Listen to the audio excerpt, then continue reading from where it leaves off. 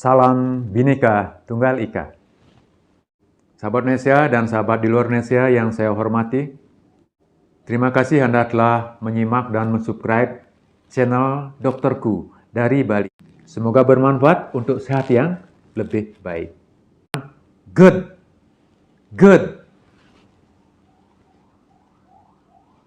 Apa itu GERD, sahabatku? GERD singkatan dari gastroesophageal reflux disease. Aliran balik makanan yang telah sampai di lambung yang sudah bercampur dengan asam lambung, tentunya agak asam ya, naik kembali ke kerongkongan. Itu normalnya nggak boleh. Sedangkan kerongkongan nggak kuat dengan asam. Sehingga terjadi rasa panas di dada, heartburn, rasa terbakar di dada. Itu gejala khasnya, GERD. Apalagi gejala khasnya? Yang kedua, rasa pahit, rasa asam di mulut. Itu khas GERD. Ya, tentu yang mendukung lagi bisa terjadi batuk, terutama saat kita berbaring. Batuk kering. Kemudian sakit menelan bisa. Kenapa terjadi rasa panas? Rasa tidak nyaman di daerah dada. Karena makanan yang asam mengiritasi kerongkongan, terutama kerongkongan bagian bawah. Karena mukosa kerongkongan nggak kuat dengan asam. Di mana makanan dari lambung itu sangat asam, sehingga terjadilah iritasi. Bahkan bisa luka, makanya rasa panas. Ya. Apalagi sudah ada luka misalnya, kembali kena asam yang dari lambung, tambah terasa panas di dada. Kenapa? Makanan di lambung bisa naik ke kerongkongan. Karena lemahnya daripada sphincter yang ada pada kerongkongan bagian bawah. Itu ada sphincter, sahabatku. Di kerongkongan bagian bawah sebelum masuk ke lambung itu ada sphincter, ada otot yang kuat. Nah, sphincter ini akan otomatis menutup bila makanan tidak ada yang lewat dari atas. Nutup dia. Sehingga makanan yang dicerna di lambung ini tidak naik. Karena tutupannya, karena daya tutupnya kuat. Tidak ada bocor. Itu normal. Nah, dalam keadaan GERD ini, lemah sphincter LES ini lemah. Low esophageal sphincter. Jadi, otot sphincter yang ada di esofagus bagian bawah, kerongkongan bagian bawah itu lemah. Sehingga makanan yang sudah bercampur asam di lambung bisa naik. Apalagi posisi kita tidur lebih gampang naiknya. Apalagi makan banyak, lebih gampang naiknya. Nah, kenapa lemah, sahabatku? Karena sering makan banyak-banyak. Ya. Terlalu banyak makan, airnya jebol, ya, sphincternya menahan itu nggak kuat. Nah, logika aja seperti itu. Itu bisa pemicu terjadinya lemahnya sphincter kerongkongan bagian bawah, sehingga makanan di lambung naik. Ya, makanya jangan makan banyak-banyak, sahabatku. Itu tadi gejala khasnya kan, ada heartburn, ada rasa pahit, rasa asam di mulut. Tidak ada mual, tidak ada muntah, tidak ada rasa kembung. Itulah yang membedakan dengan penyakit MAH yang lain, seperti luka lambung dan sebagainya. Nah, tentu keluhan yang tadi saya sampaikan itu akan lebih berat bila tidur, bila berbaring. Karena apa? Karena makanan di lambung kan masih ada. Dia akan mengalir ke kerongkongan karena gravitasi, karena datar. Kita kan berbaring. Kalau kita berdiri, mungkin kalau makanannya nggak banyak, tidak akan terjadi refleks. Tapi kalau makannya penuh, tetap terjadi reflux. Ya, jadi dalam keadaan tidur akan lebih terasa keluhannya. Rasa panas di dada, batuk-batuk, ya, batuk kering, ya, dan rasa asam, rasa pahit di mulut akan lebih terasa. Nah, tentu awalnya terjadi iritasi, kalau terus dibiarkan tidak dirubah pola makannya, ya, pola hidupnya tidak dirubah, akan terjadi luka di kerongkongan bagian bawah karena kena asam terus. Dan luka ini juga bisa akan menimbulkan prekanker, bahkan bisa menjadi kanker. Dan bisa juga terjadi setelah sembuh luka itu menjadi jaringan parut, sehingga saluran kerongkongan bagian bawah akan menyempit karena terbentuk jaringan parut bekas luka. Ya, itu kan terjadi. Kalau kita biarkan terus-menerus kronis, ya, kalau tidak segera cut, ya, cut. Itu merasa pertama kali langsung selesai dengan apa yang saya sampaikan di video ini. Penyebabnya juga sudah saya sampaikan tentang GERD ini. Sekarang mari apa yang harus kita lakukan untuk meng-cut penyakit GERD ini tidak berkelanjutan, selesai. Nah, yang pertama Anda lakukan, kurangi keasaman di daerah lambung Anda, atau mungkin ada rasa asam di kerongkongan Anda yang masih ada di situ, dengan minum obat penetralisir asam lambung, seperti Promah, Milanta, Alumi, Antasida, dan lain-lain, baik sirup maupun tablet. Kalau tablet Anda kunyah, supaya sirup maupun tablet ini melalui kerongkongan Anda, sehingga di kerongkongan yang agak asam itu berkurang asamnya. Sehingga kerongkongan Anda iritasinya berkurang. Ya. Di samping juga setelah menyembuhkan daerah kerongkongan, obat tadi, setelah masuk ke lambung akan mengurangi keasaman lambungnya. Sehingga dikala naik lagi tidak keras, mengganggu, mengiritasi kerongkongan. Itu langkah pertama yang bisa membantu saat mengeluh, ya. Nah, selanjutnya yang penting bagaimana caranya biar tidak terjadi reflux. Itu yang terpenting. Ya. Biar tidak terjadi reflux. Ya. Biar tidak terjadi makanan yang di lambung kembali naik ke kerongkongan, ini yang terpenting. Kalau sudah terjadi tadi, solusinya adalah minum obat MAH yang biasa, yang sederhana. Ya. Kalau tablet Anda kunyah, ingat ya, Anda kunyah 2 biji, terus kunyah, terus Anda telan. Jangan pakai air, Anda telan pelan-pelan, pakai air ludah aja, supaya dia seolah dia langsung mempengaruhi daerah kerongkongan yang sudah asam. Itu juga sirup, jangan langsung minum air, biarkan sirup aja yang masuk. Sehingga sirup itu akan mempengaruhi mukosa kerongkongan yang kena asam tadi, sehingga keasamannya berkurang. Kalau Anda guyur pakai air, hilang dia. Jangan minum setelah menggunakan obat MAH yang saya katakan tadi. Ya, nah, itu. Berikutnya yang terpenting, jangan terjadi reflux. Jangan sampai terjadi makanan di lambung kembali ke kerongkongan dengan cara makan sedikit-sedikit. Jangan banyak-banyak makan lagi, sahabatku. Kan sudah saya kasih ilmunya, ilmu sehat. Berhenti makan sebelum kenyang. Nah, untuk GERD yang khususnya GERD ini lebih sedikit lagi makannya. Ya, boleh sering 4-6 kali sehari, tapi sedikit-sedikit. Nah, kemudian hindari makan yang susah dicerna. Contohnya adanya coklat, makanan yang berlemak, adanya keju, itu susah dicerna sehingga akan tetap membuat perut ini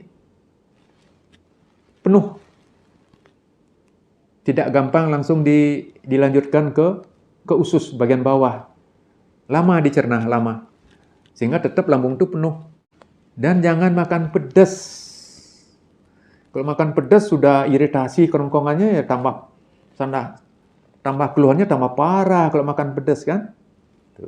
Tambah panas dadanya. Kemudian hindari makanan yang asam, jelas itu. Asam dari atas juga kena, dia lagi yang iritasi. Ya. Suasana asam lambungnya juga meningkat, ya jangan minum yang asam kan, dah masuk akal kan. Kemudian jangan minum minuman kafein, kopi dulu jangan, karena kopi itu kan meningkatkan asam lambung. Ya. Kopi itu, kafein itu meningkatkan produksi asam lambung. Kalau alkohol juga jangan. Ya. Alkohol juga mengiritasi, bertambah iritasi nanti di kerongkongannya. Ya. Di samping alkohol juga mengiritasi lambung. Dan makan yang bersoda. Ya, kalau makan yang bersoda itu menunjukkan lambungnya akan kembung. Tentu akan lebih gampang terjadi refleks kan. Nah, bagaimana kalau makan sebelum tidur? Jangan makan langsung tidur, apalagi makannya banyak. Orang normal aja jangan ya, apalagi GERD. Ya. Nah, sekarang orang GERD itu sudah makannya sedikit, kemudian tunggu 2-3 jam baru tidur. Dan tidurnya bantal ditinggikan, jangan datar itu misalnya. Ya, masuk akal kan? Ya. Di samping di lambung sudah makanan tidak banyak, ditinggikan kan aman. Jadi makanya untuk orang normal saya sarankan dari sekarang jangan sekali-sekali makan, habis makan, apalagi makannya banyak langsung tidur, berbaring. Jangan. Itu pemicu akan menimbulkan GERD. Ya, karena lambung Anda penuh, ya, dengan makan yang banyak apalagi, memperlemah sphincter daripada esofagus bagian bawah. Karena selalu penuh. Ya. Apalagi tidur, udah penuh lagi tidur, lebih gampang dia mendorong. Sehingga terjadi kelemahan pada otot sphincter esofagus bagian bawah. Ya, jadi makan sedikit, kemudian tidur setelah 2-3 jam. Ya. Jadi jangan makan sebelum tidur dalam waktu yang pendek. Tidak 2-3 jam. Makan dulu, nanti setelah 2-3 jam baru tidur. Jadi bantalnya agak tinggi sedikit, yang penting lambung dengan kerongkongan itu lebih rendah lah sedikit lambungnya ya. Ya, berikutnya minimalkan stres, karena stres akan meningkatkan asam lambung. Ya, kuncinya di situ. Sudah ada GERD, asam lambung meningkat kan jelas. Mempengaruhi juga, memperburuk GERD ya. Stres, harus tenang, yakin GERD-nya bisa sembuh. Sugestikan dirinya bahwa GERD Anda bisa sembuh. Ya. Sahabatku, untuk medis, saya tidak tahu sampai sekarang apa yang dipakai untuk memperkuat LES, lao esophageal sphincternya yang lemah itu untuk kuat kembali. Saya sampai sekarang belum tahu secara medis. Kalau klep jantung bisa dioperasi, yang bocor, ya, yang sphincter di esofagus yang lemah ini bagaimana caranya? Untuk medis, banyak maaf, saya belum tahu sampai sekarang. Namun saya punya tip untuk Anda. Kuatkan sphincter esofagus atau kerongkongan bagian bawah yang lemah pada GERD ini dengan pijat refleksi. Itu solusinya. Ya. Ikuti video yang ke-33 dengan baik. Jadi video yang ke-33 itu akan memperkuat secara fisik daripada lambung Anda. Kalau lemah ototnya akan bikin kuat, termasuk otot kerongkongan. Dan otot kerongkongan tadi dengan video yang ke-33 yang saya sampaikan itu sudah bisa memperkuat.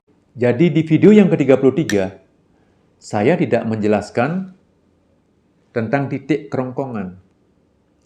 Saya hanya jelaskan titik solar plexus yang ada di sini dan lambung.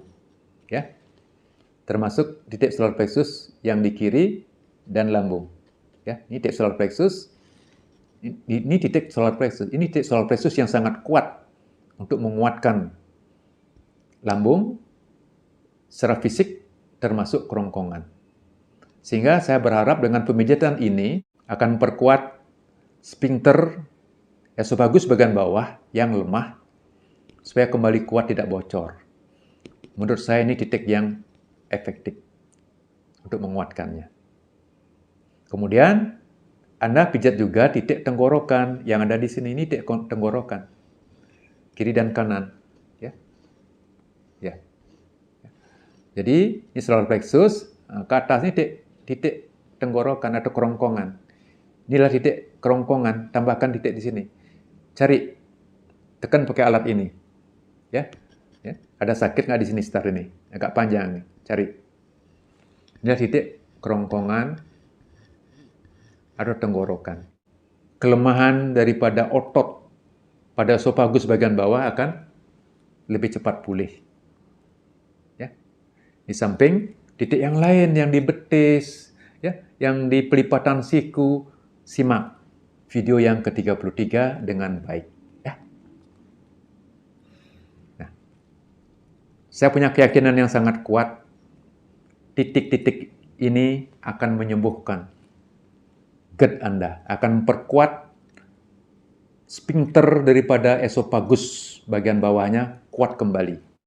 Itu tambahan dari saya tentang titik refleksi untuk kerongkongan ada di sini. Ya, ya sahabatku ya, kiri kanan, ya. Kiri kanan. Nah, kembali lagi. Upaya berikutnya untuk menyembuhkan GERD itu dengan energi. Dengan energi, tentu kalau Anda belajar energi atau Anda ditolong sama orang lain yang telah belajar energi, sangat saya sarankan untuk tambahkan terapi energi. Dengan membersihkan cakra solar plexus yang ada di ulati, muka belakang, itu satu. Kemudian bersihkan juga cakra jantung depan dan belakang, itu dua. Dan yang ketiga, bersihkan cakra tenggorokan. Ya, cakra tenggorokan yang ada di jakun dan yang ada di bawah jakun. Itu ada dua cakra tenggorokan, yang utama dan yang sekunder. Ya, ini bersihkan. Nah, setelah dibersihkan, semuanya dikasih energi, kecuali cakra jantung yang depan. Ini ada cakra jantung yang depan, jangan kasih energi. Tapi semuanya setelah dibersihkan, dikasih energi. Nah, itu Anda lakukan secara rutin. Kalau Anda belajar energi, atau Anda dibantu sama orang lain. Sehingga dengan demikian Anda akan lebih cepat. Percaya, energi itu punya keajaiban juga yang luar biasa, yang akan bekerja, akan menguatkan sesuai dengan niat Anda. Dan ilmu energi, niat yang bekerja untuk menguatkan sphincter daripada esofagus atau kerongkongan bagian bawah biar kuat kembali. Itulah ilmu energi, ilmu niat. Yakin dan percaya akan terjadi.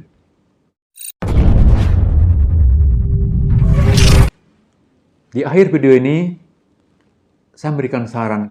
Yang pertama kepada sahabatku yang sehat, yang tidak ada GERD. Janganlah makan banyak-banyak, sahabatku. Itu satu. Sampai penuh rasa lambung itu. Berhenti makan sebelum kenyang. Cukup makan seperlunya saja. Berhenti. Yang kedua, jangan membiasakan habis makan tidur. Jangan. Hentikan itu. Pola hidup seperti itu. Kadang-kadang makan malam langsung tidur. Karena makannya malam. Akhirnya tidak mungkin menunggu lagi, ya memang waktunya tidur. Makanya kalau memang terpaksa makan malam, makan sedikit aja, sekedar.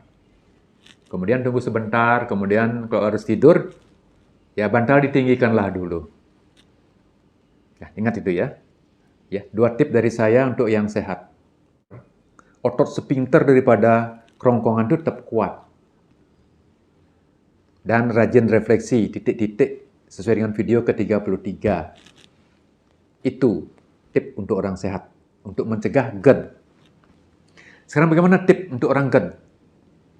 Begitu Anda merasa mengeluh seperti GERD, segera Anda atasi sesuai dengan petunjuk video saya ini, biar masalahnya segera selesai. Jangan sampai berkepanjangan, jangan sampai berulang-ulang Anda merasa panas di dada Anda, itu artinya Anda tidak sigap. Rugi saya memberikan ilmu kepada Anda. Ya, itu pesan saya kepada yang normal, yang tidak GERD, dan yang pertama kali merasakan gejala GERD. Cut, segera. Putuskan rantai penyakit ini dan nikmati kesembuhan yang sempurna. Tentu lakukan dengan apa yang saya sampaikan. Mungkin Anda tidak akan perlu ke dokter spesialis. Ternyata Anda sudah sembuh. Saya doakan semoga Anda semuanya tidak mengalami hal seperti ini, GERD ini. Dan bila memang Tuhan memberikan itu, Anda jangan takut. Tuhan juga sudah memberikan kesembuhan kepada Anda lewat video saya kali ini. Semoga bermanfaat. Salam sehat.